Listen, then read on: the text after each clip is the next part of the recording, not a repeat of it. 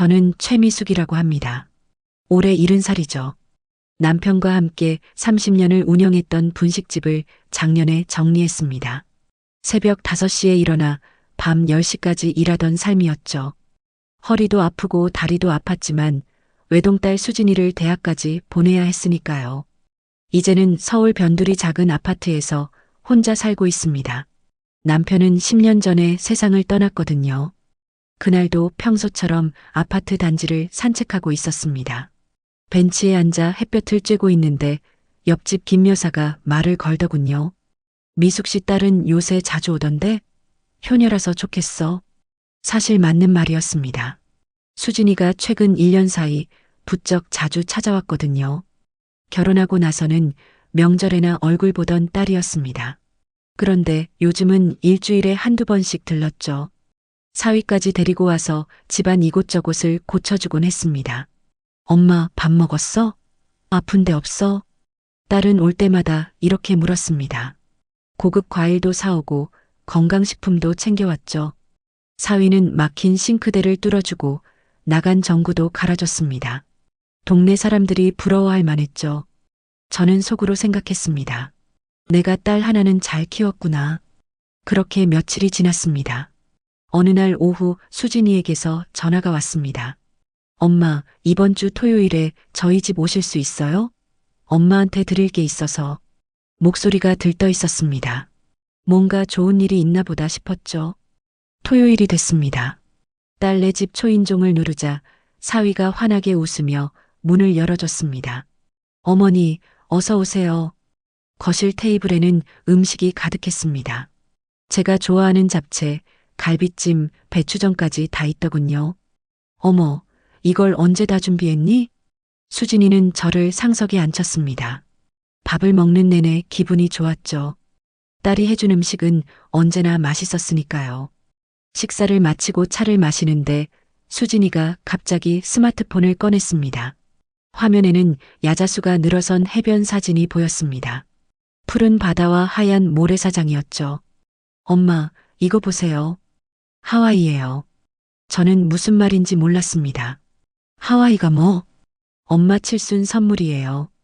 하와이 일주일 여행. 머릿속이 하얘졌습니다. 무슨 소리야? 하와이가 얼마나 먼데, 그리고 그런데 가는 게 얼마나 비싼데.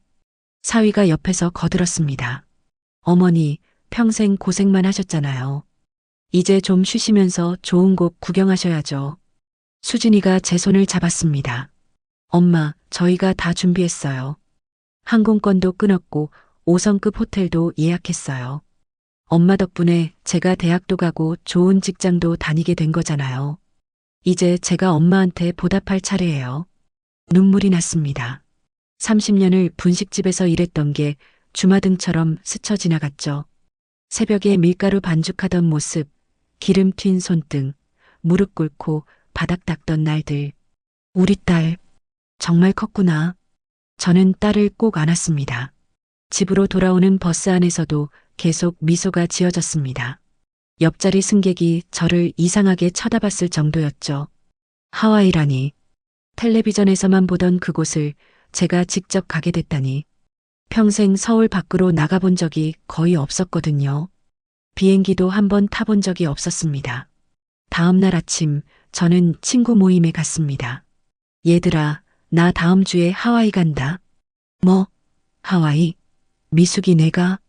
우리 딸이 칠순 선물로 보내준대. 5성급 호텔에 일주일 동안. 할머니들이 부러워하며 난리가 났죠. 어머, 미숙이 딸 정말 효녀네. 요즘 그런 자식 흔치 않은데 복 받았어. 저는 어깨가 으쓱해졌습니다. 평생 남 앞에서 자랑할 일이 없었는데 그날만큼은 가슴을 펴고 다닐 수 있었죠. 일주일이 훌쩍 지나갔습니다. 출발 전날 밤이었습니다. 저는 캐리어에 짐을 꾸리고 있었죠. 여름옷 몇 벌, 세면도구, 상비약을 챙겼습니다. 그때 초인종이 울렸습니다. 엄마, 저예요. 문 열어주세요. 수진이었습니다. 이 밤에 왜 왔어? 딸은 환하게 웃으며 들어왔습니다. 엄마, 내일 일찍 출발하셔야 하니까 제가 미리 와서 체크해 드리려고요. 수진이는 제 캐리어를 펼쳐봤습니다. 그리고는 이것저것 더 챙겨 넣더군요. 선크림, 선글라스, 모자까지. 엄마, 하와이 햇빛 엄청 세요. 이거 꼭 바르셔야 해요. 짐을 다 꾸리고 나서 수진이가 조심스럽게 말했습니다. 엄마, 그리고 하나만 부탁드려도 될까요? 뭔데? 엄마 여행 가시는 동안 집 좀 관리하게 해주세요. 일주일이나 비우시면 먼지도 쌓이고 환기도 안 되잖아요. 제가 가끔 와서 창문도 열어주고 청소도 해드릴게요. 저는 고개를 끄덕였습니다. 그래, 그러면 좋지. 그럼 현관 비밀번호 좀 알려주세요. 엄마 안 계실 때 들어가야 하니까요. 저는 잠시 생각했습니다. 그리고는 메모지에 숫자를 적어 수진이에게 건넸죠. 여기 이거야. 너만 알고 있어라. 에이, 당연하죠. 걱정 마세요. 수진이는 메모지를 받아 지갑에 넣었습니다. 엄마, 여행 잘 다녀오세요. 사진 많이 찍으시고요. 제가 내일 아침 공항까지 모시러 올게요. 딸이 나간 후 저는 침대에 누웠습니다. 가슴이 두근거렸죠. 설렘과 기대감으로 잠이 잘 오지 않았습니다. 하와이. 꿈만 같은 여행이 기다리고 있었으니까요. 저는 행복한 미소를 지으며 눈을 감았습니다. 그때 저는 몰랐죠. 이 행복이 곧 악몽으로 바뀔 거라는 사실을. 제가 믿었던 딸이 저를 어떻게 배신할지 말이에요. 다음 날 아침 수진이가 약속대로 공항까지 데려다 줬습니다. 인천공항은 정말 컸습니다. 저는 평생 이런 곳에 와본 적이 없었거든요. 엄마, 여기서 체크인 하시면 돼요. 저는 여기서 가볼게요. 좋은 여행 되세요. 수진이는 제 손을 꼭 잡고 작별 인사를 했습니다. 비행기에 오르는 순간 가슴이 벅찼죠. 창밖으로 보이는 구름들이 신기했습니다. 10시간쯤 지났을까요? 비행기가 하와이 호놀룰루 공항에 착륙했습니다. 공항 밖으로 나오니 따뜻한 바람이 불었습니다. 야자수가 길 양옆에 늘어서 있었죠. 와, 정말 하와이구나. 저는 감탄사를 연발했습니다. 호텔은 정말 멋졌습니다. 바다가 바로 보이는 방이었거든요. 침대도 푹신했고 욕실도 넓었죠. 첫날 저녁 저는 호텔 레스토랑에서 식사를 했습니다. 음식 이름은 잘 몰랐지만 다 맛있었습니다. 방으로 돌아와서 수진이에게 문자를 보냈습니다. 수진아, 엄마 잘 도착했어. 여기 정말 좋다. 고마워. 하지만 답장이 없었습니다. 바쁜가 보다 싶었죠. 저는 대수롭지 않게 넘겼습니다. 다음 날 아침 저는 호텔에서 제공하는 관광 프로그램에 참여했습니다. 다이아몬드 헤드라는 산에 올랐죠. 정상에서 본 바다는 정말 아름다웠습니다. 점심때는 유명하다는 팬케이크를 먹었습니다. 달콤하고 부드러웠죠. 오후에는 와이키키 해변을 걸었습니다. 모래가 하얗고 바다가 투명했습니다. 저는 다시 수진이에게 문자를 보냈습니다. 수진아, 엄마 너무 좋다.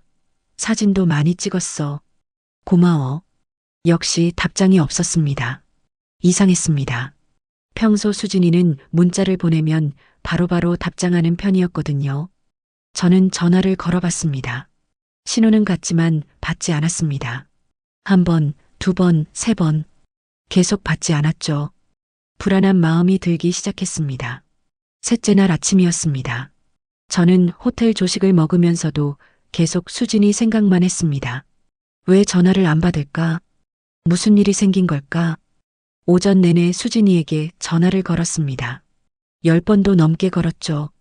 하지만 한 번도 받지 않았습니다. 사위에게도 전화를 걸어봤습니다. 역시 받지 않더군요. 이건 뭔가 이상했습니다. 저는 그날 예정된 관광도 취소했습니다. 호텔방에서 계속 전화만 걸었죠. 밤이 됐습니다. 저는 잠을 이룰 수 없었습니다. 침대에 누워 천장만 바라봤죠. 머릿속으로 온갖 생각이 스쳐 지나갔습니다. 수진이한테 무슨 일이 생긴 건 아닐까? 교통사고라도 난 걸까? 아니면 아픈 건 아닐까? 가슴이 답답했습니다. 넷째 날 아침 저는 호텔 프런트에 내려갔습니다. 한국으로 전화 좀 걸고 싶은데요. 직원이 친절하게 도와줬습니다. 저는 수진이 집 근처 사는 친구에게 전화를 걸었습니다. 여보세요? 순자야, 나 미숙이야. 어머, 미숙이? 하와이는 잘 간 거야? 응. 그런데 수진이 연락이 안 돼서 그러는데 혹시 수진이 집에 가서 확인 좀 해줄 수 있어? 순자는 잠깐 기다리라더니 2시간 후에 다시 전화를 걸어왔습니다. 미수가 수진이네 집에 가봤는데 아무도 없더라. 벨 눌러도 대답 없고 저는 더욱 불안해졌습니다. 5째 날이었습니다. 저는 관광은 아예 포기했습니다. 호텔방에서 계속 전화만 걸었죠. 수진이 사위, 수진이 친구들. 생각나는 번호란 번호는 다 돌렸습니다. 하지만 아무도 수진이 소식을 알려주지 못했습니다. 저는 밥도 제대로 먹지 못했습니다. 입맛이 없었거든요. 밤에는 악몽을 꿨습니다. 수진이가 어디론가 사라지는 꿈이었죠. 6째 날 아침 저는 결심했습니다. 더 이상 여기 있을 수 없었습니다. 뭔가 잘못됐다는 확신이 들었거든요. 저는 호텔 프런트로 내려갔습니다. 항공권을 바꿀 수 있나요? 오늘 당장 한국으로 돌아가고 싶은데요. 직원은 난처한 표정을 지었습니다. 손님, 오늘은 비행기 자리가 없는데요. 내일 오전편은 어떠세요? 저는 고개를 끄덕였습니다. 하루라도 빨리 돌아가야 했습니다. 그날 밤 저는 짐을 쌌습니다. 가져온 옷도 제대로 입어보지 못했습니다.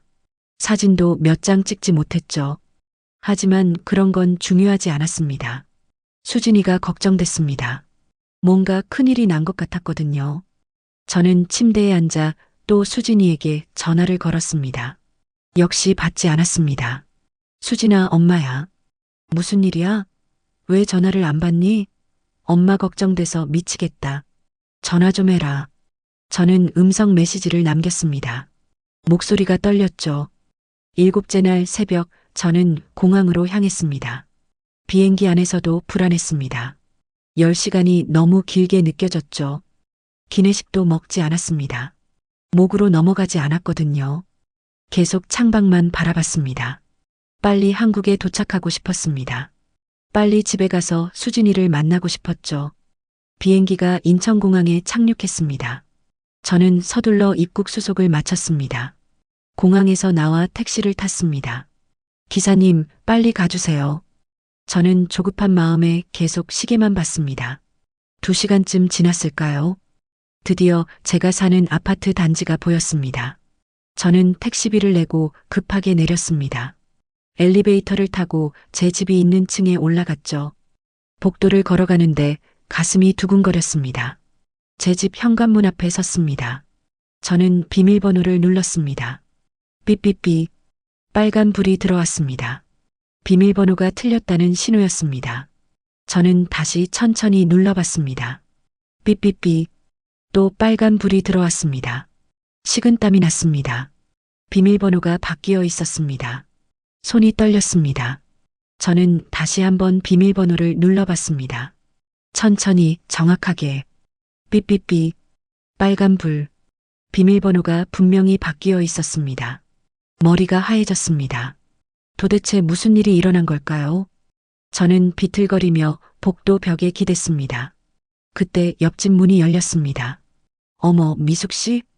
옆집 아주머니였습니다. 미숙 씨, 이사 가신 줄 알았어요. 저는 아주머니를 멍하니 바라봤습니다. 네, 무슨 소리예요?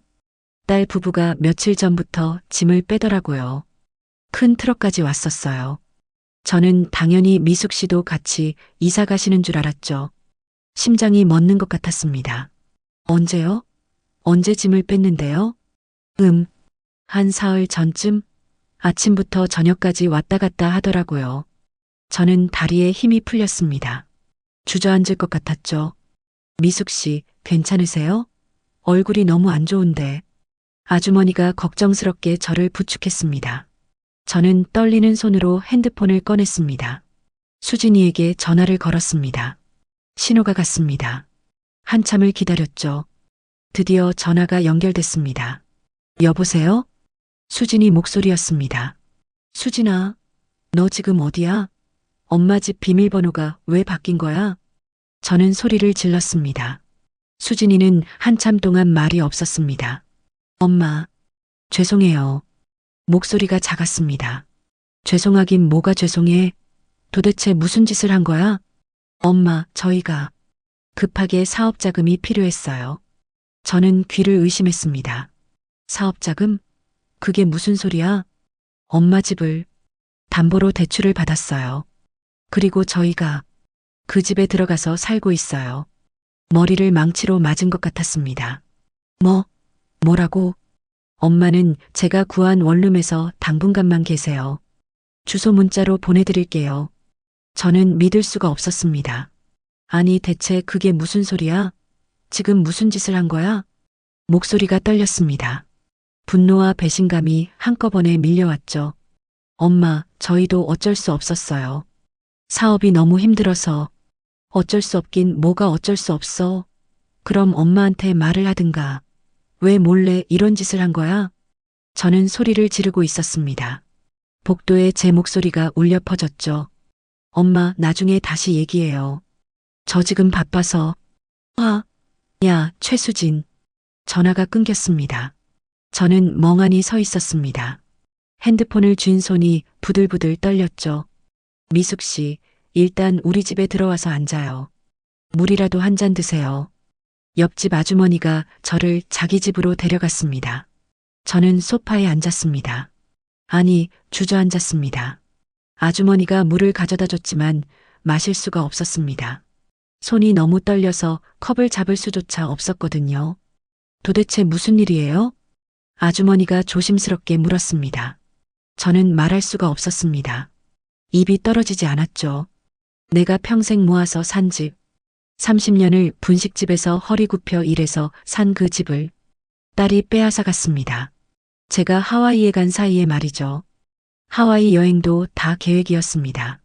저를 일주일 동안 멀리 보내놓고 그 사이에 집을 빼앗으려고 꾸민 일이었던 거죠. 비밀번호를 알려달라던 것도, 집 청소를 해주겠다던 것도 다 거짓말이었습니다. 저는 옆집 아주머니 집에서 한참을 울었습니다. 눈물이 멈추질 않았죠. 미숙 씨, 경찰에 신고하세요. 이건 명백한 범죄잖아요. 아주머니가 말했습니다. 하지만 저는 고개를 저었습니다. 그건 제 딸이었습니다. 제가 낳아서 키운 딸이었죠. 1시간쯤 지났을까요? 저는 겨우 정신을 차렸습니다. 아주머니, 괜찮아요. 제가 이만 가볼게요. 어디 가시게요? 집도 못 들어가잖아요. 일단 찜질방이라도 가 있어야죠. 저는 비틀거리며 일어났습니다. 캐리어를 끌고 아파트를 나왔습니다. 어디로 가야 할지 막막했습니다. 근처 찜질방으로 갔습니다. 거기라도 가서 하루를 보내야 했으니까요. 찜질방 매트에 누웠습니다. 천장을 멍하니 바라봤죠. 수진이 어렸을 때가 생각났습니다. 엄마, 나 커서 엄마한테 큰 집 사줄 거야. 초등학교 때 수진이가 했던 말이었습니다. 엄마, 나 공부 열심히 해서 돈 많이 벌어서 엄마 편하게 해줄게. 중학교 때 했던 말도 생각났죠. 그 딸이, 그 착했던 딸이 저를 이렇게 배신했습니다. 눈물이 또 났습니다. 저는 매트에 얼굴을 묻고 소리 없이 울었습니다. 다음 날 아침이었습니다. 저는 일어나서 세면장으로 갔습니다. 거울에 비친 제 얼굴은 처참했습니다. 눈이 퉁퉁 부어 있었죠. 휴대폰을 확인했습니다. 수진이에게서 문자가 와 있었습니다. 엄마, 원룸 주소예요. 거기 가서 계세요. 월세는 제가 낼게요. 주소가 적혀 있었습니다. 저는 핸드폰을 꽉 쥐었습니다. 아니었습니다. 저는 그렇게 살 수 없었습니다. 딸이 준 원룸에서 살면서 딸 눈치나 보고 사는 삶. 그건 제가 원하는 게 아니었죠. 저는 결심했습니다. 찜질방을 나와서 주민센터로 향했습니다. 주민센터 직원에게 사정을 설명했습니다. 직원은 놀란 표정으로 저를 바라봤습니다. 어르신, 그건 명백한 범죄예요. 법률구조공단에 연락하셔야 해요. 직원이 번호를 적어줬습니다. 저는 그 자리에서 전화를 걸었습니다. 여보세요? 상담 좀 받고 싶은데요. 목소리가 떨렸지만 저는 또박또박 설명했습니다. 상담원이 말했습니다. 어르신, 내일 오전에 사무실로 오실 수 있으세요? 변호사님과 직접 상담하시는 게 좋겠어요. 네, 알겠습니다. 저는 전화를 끊었습니다. 가슴속에서 뭔가 올라왔습니다. 분노였습니다. 아니, 분노보다 더 강한 감정이었죠. 배신감이었습니다. 제가 평생을 바쳐 키운 딸이 저를 이렇게 배신했다는 사실, 그 사실이 저를 미치게 만들었습니다. 하지만 저는 무너지지 않기로 했습니다. 저는 제 권리를 찾을 것입니다. 딸이든 누구든 저를 이렇게 짓밟을 수는 없었습니다. 저는 주민센터를 나왔습니다. 주먹을 꽉 쥐었죠. 싸울 준비가 됐습니다.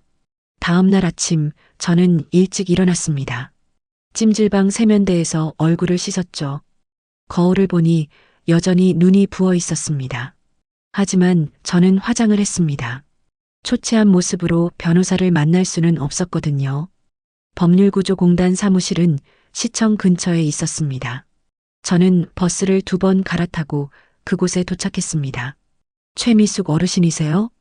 접수처 직원이 반갑게 맞아줬습니다. 네, 맞습니다. 이쪽으로 오세요. 김 변호사님이 기다리고 계세요. 상담실로 들어갔습니다. 30대 중반쯤 되어 보이는 여자 변호사가 일어나서 악수를 청했습니다. 어르신 앉으세요. 편하게 말씀하시면 됩니다. 저는 의자에 앉았습니다. 손이 떨렸지만 최대한 침착하게 말했습니다.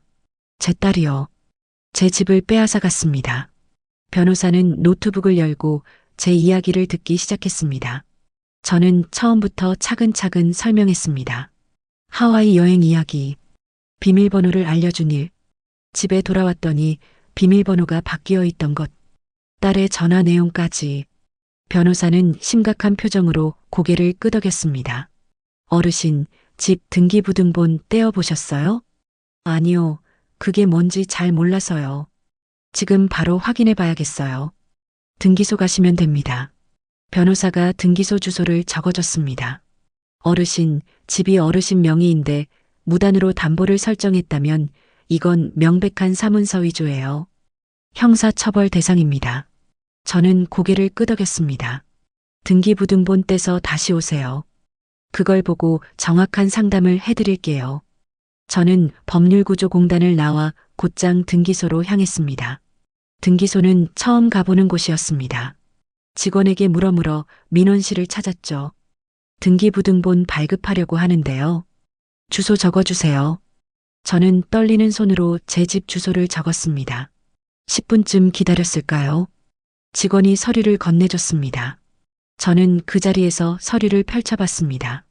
한자와 법률 용어가 많아서 이해하기 어려웠습니다. 하지만 한 부분이 눈에 들어왔습니다. 근저당권 설정. 채권 최고액 2억 5천만 원.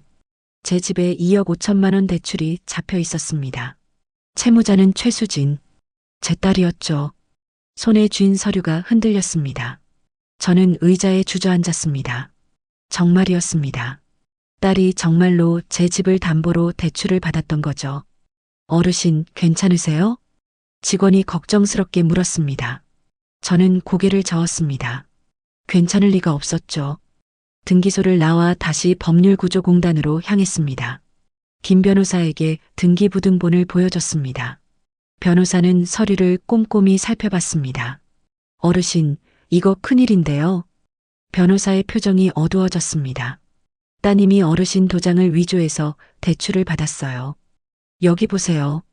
근저당권 설정 날짜가 어르신이 하와이 가신 날이에요. 저는 서류를 다시 봤습니다. 정말 제가 하와이로 출발한 다음 날이었습니다. 그리고 여기 위임장이 첨부돼 있는데요. 이것도 위조된 거예요. 어르신이 서명하신 적 없으시죠? 네, 전혀 없습니다. 이건 사문서 위조죠. 그리고 사기예요. 형법 위반입니다. 변호사가 말했습니다. 저는 심호흡을 했습니다.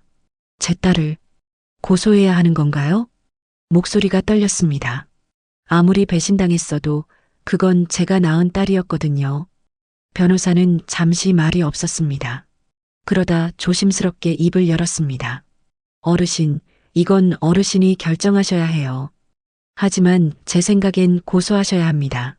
그래야 집을 되찾으실 수 있어요. 저는 한참을 고민했습니다.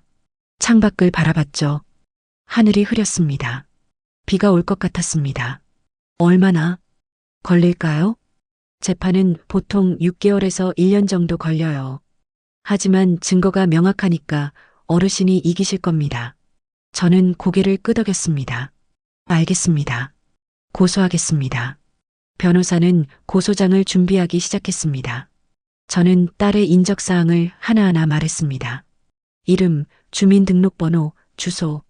제 입에서 나오는 딸의 정보들이 낯설게 느껴졌습니다. 고소장 작성이 끝났습니다. 어르신, 여기 서명해 주세요. 저는 펜을 들었습니다. 손이 떨렸지만 저는 또박또박 서명했습니다. 최미숙.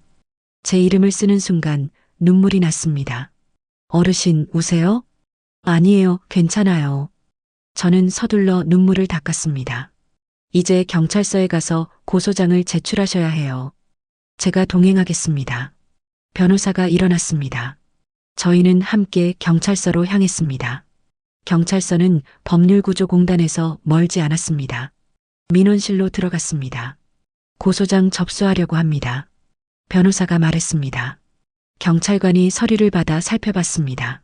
피고소인이 따님이시네요? 경찰관이 조심스럽게 물었습니다. 네, 맞습니다. 저는 담담하게 대답했습니다. 혹시 합의 의사는 없으신가요? 가족 간 일이니까. 없습니다. 끝까지 가겠습니다. 제 목소리는 단호했습니다. 경찰관은 더 이상 묻지 않고 서류를 접수했습니다. 조사 일정 잡히면 연락드리겠습니다. 경찰서를 나왔습니다. 변호사가 말했습니다. 어르신, 잘 결정하셨어요. 힘드시겠지만 끝까지 힘내세요. 고맙습니다, 변호사님. 저는 인사를 하고 헤어졌습니다. 혼자 길을 걷는데 다리가 후들거렸습니다. 벤치를 찾아 앉았죠. 제가 오늘 무슨 일을 한 걸까요? 제 딸을 고소했습니다. 제가 낳아서 키운 딸을 경찰에 신고했죠. 가슴이 찢어지는 것 같았습니다. 하지만 저는 후회하지 않았습니다. 딸이 먼저 저를 배신했습니다. 효도 여행이라는 달콤한 말로 저를 속였죠. 제 평생의 재산을 빼앗아 갔습니다. 이건 용서할 수 없는 일이었습니다. 저는 벤치에서 일어났습니다. 해가 지고 있었습니다. 저는 다시 찜질방으로 향했습니다. 오늘 밤도 그곳에서 보내야 했으니까요. 하지만 저는 이제 희망이 생겼습니다. 제 집을 되찾을 수 있다는 희망, 제 권리를 찾을 수 있다는 희망이었죠. 저는 절대 포기하지 않을 겁니다. 딸이든 누구든 저는 끝까지 싸울 것입니다. 그것이 제가 선택한 길이었습니다. 일주일 후 경찰서에서 연락이 왔습니다. 최미숙 어르신이세요? 피고소인 조사 일정이 잡혔습니다. 내일 오전 10시에 오실 수 있으세요? 저는 긴장했지만 침착하게 대답했습니다. 네, 가겠습니다. 다음 날 아침 저는 경찰서로 향했습니다. 김 변호사도 함께 와주기로 했습니다. 조사실 앞에서 변호사를 만났습니다. 어르신, 오늘은 제가 같이 들어가서 도와드릴게요. 고맙습니다. 조사실 문이 열렸습니다.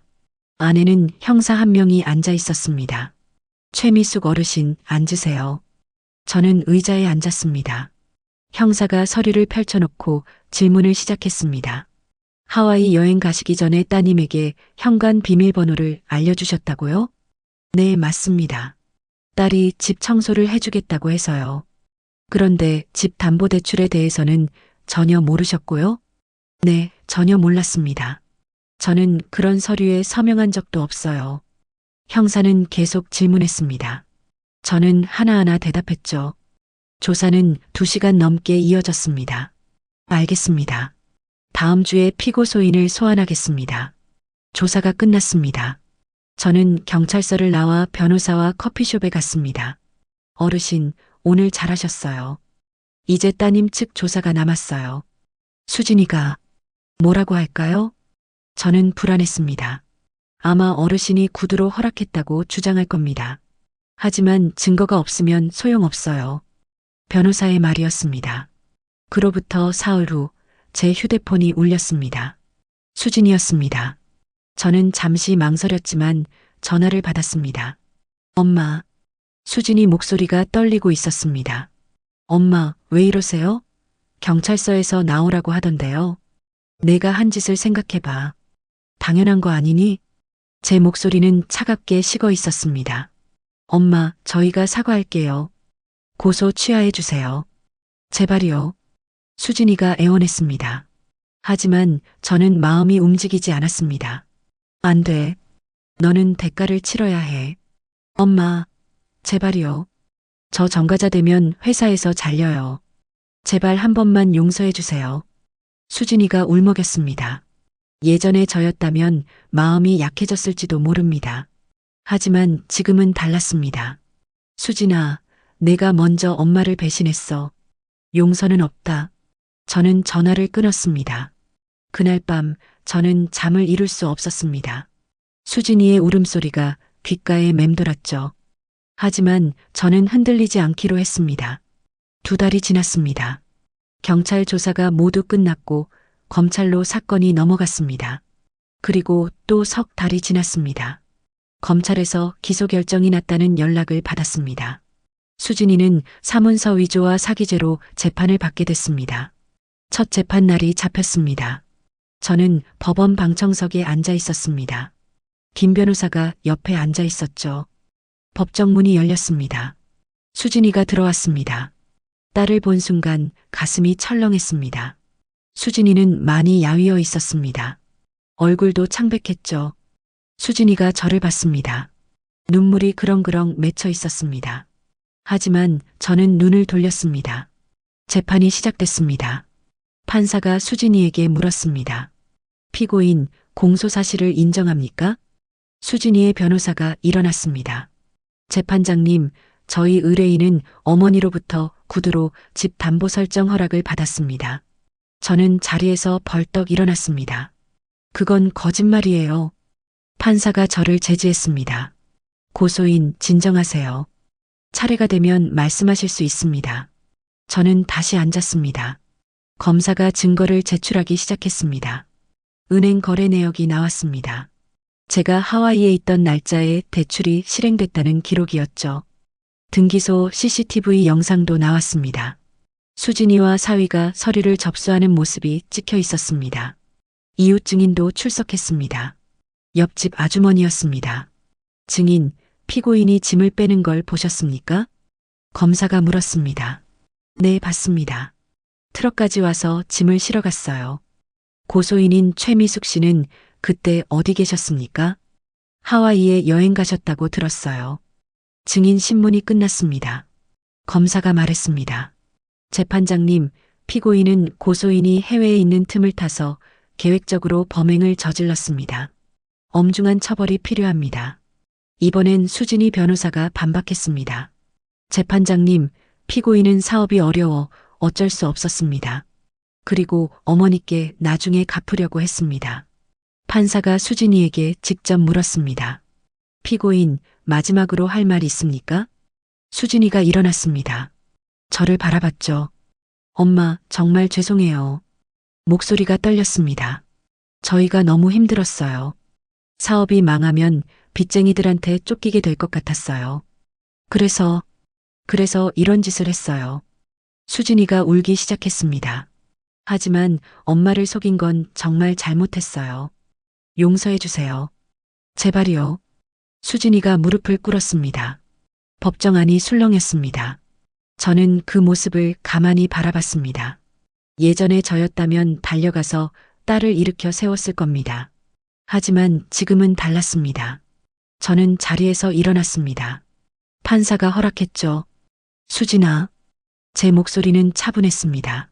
내가 힘들면 엄마한테 말을 했어야지. 왜 엄마를 속였니? 수진이가 고개를 들었습니다. 내가 정말 엄마 생각을 했다면 이런 짓은 하지 않았을 거야. 넌 그냥 내 욕심만 생각한 거야. 제 말이었습니다. 이건 용서할 수 없어. 넌 엄마를 배신했어. 평생 일해서 모은 걸 한순간에 빼앗아갔잖아. 수진이가 소리내어 울었습니다. 하지만 저는 더 이상 말하지 않았습니다. 판사가 말했습니다. 오늘 재판은 여기까지입니다. 다음 기일은 한 달 후입니다. 법정을 나왔습니다. 다리가 후들거렸지만 저는 꿋꿋이 걸었습니다. 변호사가 말했습니다. 어르신, 오늘 잘하셨어요. 다음 재판에서 판결이 날 겁니다. 한 달이 지났습니다. 최종 판결 날이었습니다. 저는 다시 법정에 앉아 있었습니다. 판사가 판결문을 읽기 시작했습니다. 피고인 최수진은 고소인의 집을 무단으로 담보 설정하여 대출을 받았습니다. 이는 사문서 위조 및 사기죄에 해당합니다. 법정이 조용했습니다. 다만 피고인이 깊이 반성하고 있고 초범인 점을 고려하여 징역 2년에 집행유예 3년을 선고합니다. 수진이는 그 자리에 주저앉았습니다. 그리고 피고인은 고소인의 집에서 즉시 퇴거하고 대출금 전액을 변제하라. 판결이 끝났습니다. 저는 이겼습니다. 법정을 나왔습니다. 햇살이 눈부셨습니다. 김 변호사가 제 손을 꼭 잡았습니다. 어르신, 축하드려요. 이기셨어요. 저는 고개를 끄덕였습니다. 기쁘다기보다는 허전했습니다. 이긴 건 맞지만 제 딸이 범죄자가 됐으니까요. 이제 집을 되찾으실 수 있어요. 강제 집행 신청하시면 됩니다. 변호사가 말했습니다. 저는 깊게 숨을 들이쉬었습니다. 네, 알겠습니다. 이틀 후 집행관과 함께 제 집으로 갔습니다. 1년 만에 처음 가보는 집이었습니다. 현관 앞에 섰습니다. 집행관이 문을 두드렸습니다. 강제 집행입니다. 문 열어주세요. 잠시 후 문이 열렸습니다. 수진이었습니다. 딸은 더 야위어 있었습니다. 머리도 헝클어져 있었죠. 엄마. 수진이가 저를 봤습니다. 저는 눈을 피했습니다. 집행관이 말했습니다. 판결문에 따라 즉시 퇴거하셔야 합니다. 수진이는 아무 말도 하지 않았습니다. 그저 고개만 숙이고 있었죠. 사위가 안에서 나왔습니다. 어머니. 사위도 저를 불렀지만 저는 대답하지 않았습니다. 짐은 이미 다 쌌습니다. 지금 나가겠습니다. 사위가 말했습니다. 두 사람은 캐리어 2개를 끌고 나왔습니다. 1년 전에 가득 실어갔던 짐에 비하면 너무 초라했습니다. 수진이가 제 앞에서 멈췄습니다. 엄마, 정말 죄송해요. 용서해 주세요. 목소리가 떨렸습니다. 저는 딸을 똑바로 쳐다봤습니다. 수진아, 넌 내가 한 일의 대가를 치른 거야. 당연한 거지. 제 목소리는 단호했습니다. 수진이가 울먹였지만 저는 더 이상 보지 않았습니다. 두 사람은 엘리베이터를 타고 내려갔습니다. 집행관이 제게 열쇠를 건넸습니다. 이제 어르신 집입니다. 저는 열쇠를 받아들었습니다. 차갑고 무거웠죠. 집 안으로 들어갔습니다. 1년 만에 들어가는 제 집이었습니다. 하지만 낯설었습니다. 가구 배치도 바뀌어 있었고 벽지도 새로 발랐더군요. 거실을 둘러봤습니다. 수진이가 살았던 흔적들이 여기저기 남아 있었습니다. 저는 소파에 앉았습니다. 눈물이 났습니다. 이겼습니다. 제 집을 되찾았죠. 하지만 기쁘지 않았습니다. 제가 평생 키운 딸을 잃었으니까요. 한참을 울었습니다. 그렇게 1시간쯤 지났을까요? 저는 눈물을 닦고 일어났습니다. 창문을 열었습니다. 바람이 들어왔습니다. 저는 생각했습니다. 제가 잘한 걸까요? 아니면 잘못한 걸까요? 하지만 곧 고개를 저었습니다. 아니었습니다.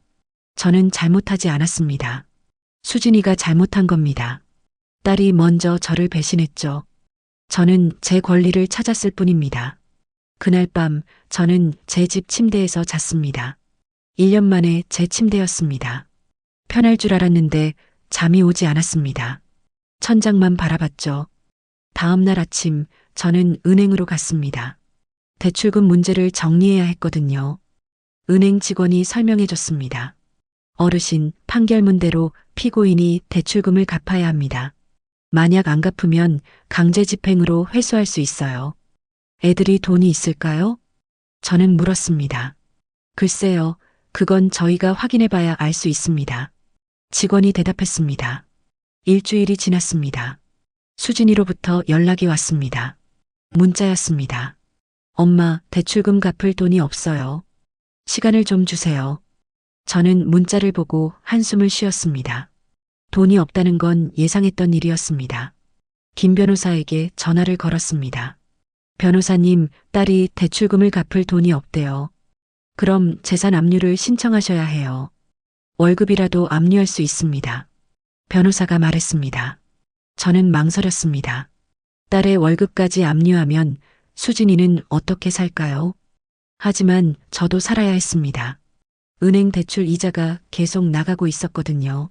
알겠습니다. 신청하겠습니다. 저는 결정했습니다. 한 달이 지났습니다. 법원에서 수진이의 월급 3분의 1을 압류한다는 결정이 났습니다. 수진이에게서 또 문자가 왔습니다. 엄마, 제발요. 월급 압류 풀어주세요. 저희 먹고 살 수가 없어요. 저는 문자를 읽고 휴대폰을 내려놓았습니다. 대답하지 않았습니다. 2달이 지났습니다. 조금씩 대출금이 갚아지고 있었습니다. 당장 다 받을 수는 없었지만 천천히라도 받아낼 생각이었습니다. 그날 밤 저는 유언장을 꺼냈습니다. 예전에 쓴 유언장이었죠. 거기엔 이렇게 적혀 있었습니다. 내 모든 재산은 딸 최수진에게 상속한다. 저는 그 유언장을 찢었습니다. 그리고 새로운 유언장을 썼습니다. 딸 최수진에게는 법적 최소 상속분만 준다. 나머지는 자선단체에 기부한다. 유언장을 봉투에 넣고 공증을 받으러 갔습니다. 공증사무소 직원이 물었습니다. 따님에게 최소 상속분만 주시는 이유가 있으신가요? 네, 있습니다. 저는 담담하게 대답했습니다. 공증이 끝났습니다. 집으로 돌아오는 길 저는 홀가분했습니다. 제가 죽어도 수진이 손에 제 재산이 많이 들어가지 않을 겁니다. 그게 제가 할 수 있는 마지막 복수였습니다. 집에 도착했습니다. 현관문을 열고 들어갔죠. 저는 거울 앞에 섰습니다. 1년 전보다 많이 늙어 보였습니다. 하지만 눈빛은 더 강해져 있었습니다. 저는 제 자신에게 말했습니다. 미수가 잘했어. 넌 당당하게 내 권리를 찾았어. 그렇습니다. 저는 후회하지 않습니다. 딸을 잃었지만 제 존엄을 지켰습니다. 유언장을 작성하고 한 달쯤 지났을까요? 명절이 다가오고 있었습니다. 추석이었습니다. 예전 같았으면 수진이가 찾아왔을 시기였죠. 하지만 올해는 달랐습니다. 저는 혼자 차례상을 차렸습니다.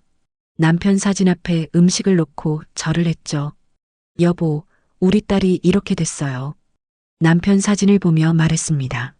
눈물이 났지만 참았습니다. 추석 당일 아침이었습니다. 초인종이 울렸습니다. 인터폰 화면을 봤습니다. 수진이었습니다. 딸은 한복을 입고 있었습니다. 손에는 과일 바구니를 들고 있었죠. 저는 인터폰을 끄고 문을 열지 않았습니다. 수진이가 문 밖에서 말했습니다. 엄마, 저 수진이에요.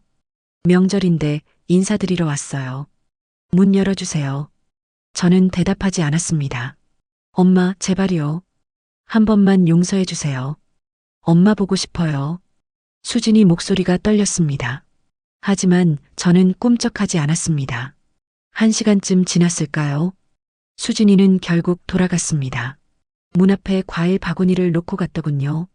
저는 한참 후에 문을 열었습니다. 과일 바구니를 집어들었습니다. 무거웠습니다. 하지만 저는 그걸 경비실에 갖다 줬습니다. 경비 아저씨, 이거 드세요. 어머, 괜찮으세요? 네, 저는 필요 없어요. 집으로 돌아왔습니다. 가슴이 아팠지만 저는 제 선택을 후회하지 않았습니다. 그 후로도 수진이는 가끔 찾아왔습니다. 하지만 저는 한 번도 문을 열어주지 않았습니다. 문자도 자주 왔습니다. 엄마, 보고 싶어요. 엄마, 죄송해요. 엄마, 용서해 주세요. 저는 읽기만 하고 답장하지 않았습니다. 전화도 받지 않았죠. 석 달이 지났습니다. 저는 지역 신문사에 연락했습니다. 제 이야기를 기고하고 싶습니다. 신문사 기자가 집으로 찾아왔습니다. 저는 처음부터 끝까지 이야기했습니다. 하와이 여행, 배신, 재판, 그리고 승소까지. 기자는 진지하게 메모했습니다. 어르신, 이 이야기 꼭 써도 될까요? 많은 분들에게 경각심을 줄 것 같습니다. 네, 그래서 말씀드리는 겁니다. 저 같은 피해자가 더 이상 나오지 않았으면 좋겠어요. 일주일 후 신문에 기사가 실렸습니다. 제목은 이랬습니다. 효도 사기 조심하세요. 70세 할머니의 경고. 기사는 생각보다 큰 반향을 일으켰습니다. 지역 방송에서도 연락이 왔습니다. 인터뷰 좀 해주실 수 있으세요? 저는 응했습니다. 방송국에 가서 제 이야기를 했습니다. 자식이라고 무조건 믿으면 안 됩니다. 저처럼 당할 수 있어요. 제 말이었습니다. 방송이 나간 후 많은 분들이 연락을 주셨습니다. 저도 비슷한 일을 겪었어요. 제 이야기도 들어주실 수 있나요? 저는 그분들을 만났습니다. 경로당에서 모임을 만들었죠. 효도 사기 피해자 모임이었습니다. 10명 남짓한 어르신들이 모였습니다. 다들 자식에게 배신당한 분들이었습니다. 저희는 서로의 이야기를 나눴습니다. 위로했고 조언했습니다. 법률구조공단에 가보세요. 포기하지 마세요. 싸워야 합니다. 저는 제 경험을 나눠드렸습니다. 시간이 흘렀습니다. 어느덧 1년이 지났습니다. 재판이 끝난 지 1년이었죠. 저는 이제 평범한 일상으로 돌아왔습니다. 매일 아침 산책을 하고 친구 모임에 가서 친구들과 시간을 보냈습니다. 피해자 모임도 계속 이어갔죠. 어느 날 수진이에게서 편지가 왔습니다. 우편함에서 꺼낸 편지 봉투는 두툼했습니다. 저는 한참을 망설였습니다. 그러다 결국 뜯었습니다. 편지지 여러 장이 들어 있었습니다. 수진이의 글씨였습니다. 엄마, 저 수진이에요. 편지 읽어주셔서 감사해요. 편지는 이렇게 시작됐습니다. 엄마, 정말 죄송해요. 매일 후회하며 살고 있어요. 제가 얼마나 큰 잘못을 저질렀는지 이제야 알겠어요. 엄마가 평생 일하시며 모은 돈을 제가 한순간에 빼앗아 갔죠. 용서받을 자격이 없다는 걸 압니다. 하지만 엄마, 저는 여전히 엄마가 보고 싶어요. 편지를 읽는데 눈물이 났습니다. 하지만 저는 편지를 접었습니다. 서랍에 넣어두고 다시 꺼내보지 않았습니다. 늦었습니다. 이미 너무 늦었죠. 또 몇 달이 지났습니다. 저는 동네 복지관에서 봉사활동을 시작했습니다. 독거노인분들께 도시락을 배달하는 일이었죠. 할머니, 오늘 도시락 가져왔어요. 어머, 고마워요. 미숙 씨, 저보다 더 나이 드신 분들이 많았습니다. 그분들을 보면서 저는 생각했습니다. 제가 아직 건강해서 다행이다. 제가 아직 싸울 힘이 있어서 다행이다. 만약 제가 더 나이 들었거나 아팠다면 수진이에게 당하고도 아무것도 못했을 겁니다. 봉사활동을 하며 보람을 느꼈습니다. 제 삶에 새로운 의미가 생긴 것 같았죠. 어느 날 동네에서 수진이를 마주쳤습니다. 수진이도 저를 봤습니다. 딸은 걸음을 멈췄습니다. 엄마, 저도 멈춰섰습니다. 한참을 서로 바라봤습니다. 수진이는 많이 변해 있었습니다. 머리에 흰머리가 섞여 있었고 얼굴도 수척했죠. 엄마, 잘 지내세요? 수진이가 조심스럽게 물었습니다. 저는 고개를 끄덕였습니다. 너도? 네. 저도 잘 지내요. 거짓말이었습니다. 수진이 얼굴을 보니 잘 지내지 못하는 게 분명했죠. 하지만 저는 더 이상 묻지 않았습니다. 그래, 잘 지내. 저는 돌아서서 걸어갔습니다. 뒤돌아보지 않았습니다. 집에 돌아와서 창문을 열었습니다. 바람이 불어왔습니다. 저는 생각했습니다. 제가 잘한 걸까요? 너무 냉정했던 걸까요? 하지만 곧 고개를 저었습니다. 아니었습니다. 수진이가 저를 배신했을 때 딸도 저에게 냉정했습니다. 저를 하와이에 보내놓고 집을 빼앗아 갔을 때 딸은 제 눈물을 생각하지 않았죠. 저는 제가 받은 만큼 돌려준 것뿐입니다. 저는 창문을 닫았습니다. 거울 앞에 섰습니다. 1년 전보다 더 늙어 보였지만 눈빛만은 흔들리지 않았습니다. 미수가, 넌 잘했어. 스스로에게 말했습니다. 넌 당당하게 내 인생을 살았어. 후회 없어. 그랬습니다. 저는 후회하지 않습니다. 제가 키운 자식이 저를 배신했지만 저는 무너지지 않았습니다. 싸웠고 이겼습니다. 제 권리를 찾았고 제 존엄을 지켰습니다. 이제 저는 남은 인생을 제 방식대로 살 겁니다. 누구의 눈치도 보지 않고 누구에게도 기대지 않고 혼자서도 당당하게. 그것이 제가 선택한 삶입니다. 저는 미소 지었습니다. 평화로운 미소였습니다.